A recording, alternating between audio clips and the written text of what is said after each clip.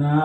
โมตัสสะภะคะวะโตอะระหะโตสัมมาสัมพุทธัสสะนะโมตัสสะภะคะวะโตอะระหะโตสัมมาสัมพุทธัสสะนะโมตัสสะภะคะวะโตอะระหะโตสัมมาสัมพุทธัสสะพุทธบูชาธัมมบูชาสังฆบูชาพุทธบูชามหาเทศวันโตธัมมบูชามหาภะคะวันโตสังฆบูชามหาปัญญาวันโตสักขิกามิจารุเปกิริสิกขลตเตจันตลิเกมิมานิทิเปลเทยาคามิตโลวะคาหานิอาลามิวัตถุเมเกเตภูมาจายันตุเทวราทัสสมิยาคขันทัพพนาคาติทันตา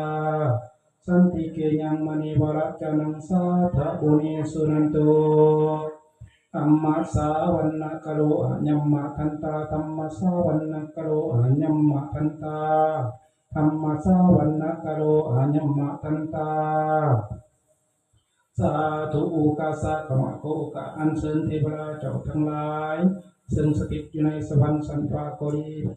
กับภูมิเทวราเจ้าทั้งหลายซึ่งสถิตอยู่ในวัดวาอารามที่นี่โกรี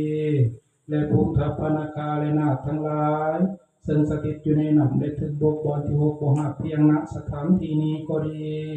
ขอจงเสด็จลงมาบ่ายพระหัตถ์สินได้ฟังสุดปริตะมงคลล้อมภูมิขาทั้งหลายณที่นี้บททุกตนทุกองค์ก็พาเถิ